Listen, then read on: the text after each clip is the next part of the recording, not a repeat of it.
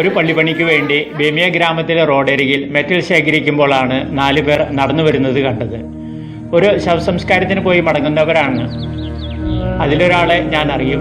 ഇസാൾ പള്ളിയുടെ president. വീട്ടിലെത്താൻ 16 kilometre ഇനിയും നടക്കണം. ഇവിടെ മരണവീട്ടിലെത്തുന്നവർ പല ദിവസങ്ങളിലായി ഒന്നിച്ചുണ്ടാകും. ഭക്ഷണവും മദ്യപാനവും പാട്ടും നൃത്തവും ഇതിൻ്റെ ഒരു ഭാഗമാണ്. ഞാൻ കണ്ടവർ ഇത്തരത്തിൽ ഒരാഘോഷം കഴിഞ്ഞ് നടന്നു വരുന്നവരാണ്. എല്ലാവരും മദ്യപിച്ചിട്ടുണ്ട്. ഞാൻ അവരോട് പറഞ്ഞു, ഇസാളിവിന് അടുത്തുള്ള അങ്കിലിമാസുവ ഗ്രാമം വരെ ഞാൻ കൊണ്ടുപോകാം, പക്ഷേ വണ്ടിയിൽ മെറ്റൽ കയറ്റാൻ എന്നെ സഹായിക്കണം. അവർ സന്തോഷപൂർവ്വം സമ്മതിച്ചു.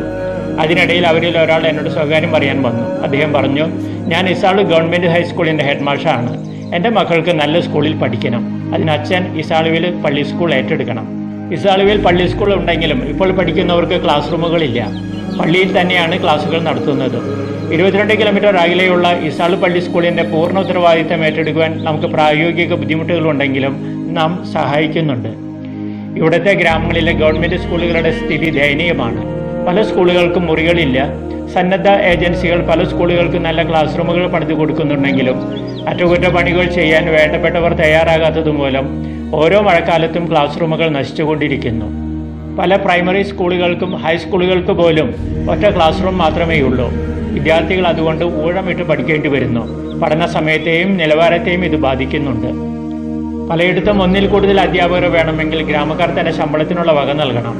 ഇത്തരം സാഹചര്യത്തിൽ ഗവൺമെൻറ് അധ്യാപകർ പോലും മക്കളെ തങ്ങളുടെ സ്കൂളിൽ പഠിപ്പിക്കുവാൻ ആഗ്രഹിക്കുന്നില്ല. അതുകൊണ്ടാണ് ഇസാൾ ഹെഡ് മാഷ് ഇത്തരം ഒരു അഭ്യർത്ഥന എന്നോട് നടത്തിയത്. ചാരഫേരി ഗ്രാമത്തിലെ നല്ലൊരു സ്കൂൾ കെട്ടിടം കാറ്റിലും മഴയിലും ഭാഗികമായി നശിച്ച രീതിയിലാണ്. ജില്ലയിലെ എഡ്യൂക്കേഷണൽ ഓഫീസറും ഗ്രാമക്കാരും ചേർന്നുള്ള മീറ്റിംഗിൽ ഞാനൊരു ഓഫർ പറഞ്ഞു. കേടുവന്ന കെട്ടിടം നന്നാക്കുകയാണെങ്കിൽ അവിടെ പഠിപ്പിക്കുന്ന ഒരു അധ്യാപകൻ്റെ ശമ്പളത്തിലേക്കായി കാരണവന്മാരുടെ പങ്ക് ഞാൻ നൽകാം. അങ്ങനെ ചാരഫേരി ഗ്രാമത്തിൽ സ്കൂൾ കെട്ടിടം നന്നാക്കി പുതിയ അധ്യാപകനെത്തി. സഭ വിദ്യാഭ്യാസത്തിന് ഊന്നൽ കൊടുക്കുന്നുണ്ടെങ്കിലും ഗ്രാമങ്ങളുടെ ബാഹുല്യം കൊണ്ട് ചെറിയൊരു ശതമാനത്തിന് നമ്മളെ വഴി ഉപകാരങ്ങൾ ലഭിക്കുന്നുണ്ട്. ഈ നോമ്പുകാലത്ത് നമുക്ക് പ്രാർത്ഥിക്കാം, വിശ്വാസത്തിൻ്റെയും വിജ്ഞാനത്തിൻ്റെയും വെളിച്ചം ഇവിടുത്തെ ഗ്രാമങ്ങളിലെ കുഞ്ഞുങ്ങളെ പ്രകാശിപ്പിക്കട്ടെ എന്ന്. മഡഗാസ്കറിൽ നിന്നും ഫാദർ ജോൺസൺ തളിയത്ത്.